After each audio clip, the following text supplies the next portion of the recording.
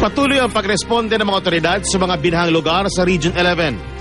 Ang pagbahang ito sa iba't ibang probinsya sanhi umano ng ulang dala ng Intertropical Convergence Zone o ITCZ.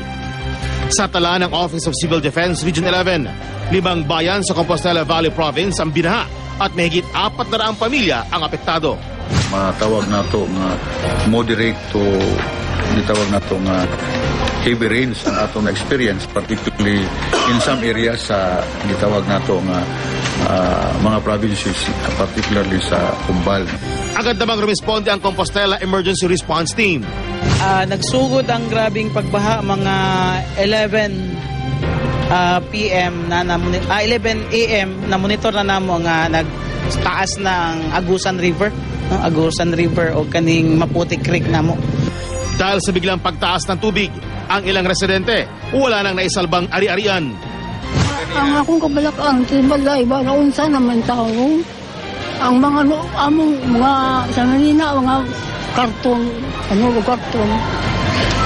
Mo kanila patin dako akong tubig. Sa Davao del Norte, labis na naapektuhan ang munisipyo ng Asuncion at Kapalong matapos umapaw ang Saog at Libuganon River. Nasa 11 barangay din ang binha roon, kaya napilitang lumikas ang mga residente. Pero naabutan pa ng GMA News ang ilang residenteng ayaw iwan ang kanilang mga bahay. Wa man mi kaduan pod. Nagkaroon din ng pagbaha sa Davao Oriental kung saan nalunod ang isang batang 11 taong gulang at isang lalaking nagtangka umanong tumawid sa sapa. Patuloy rin pinaghahanap ang isang lalaking 15 taong gulang.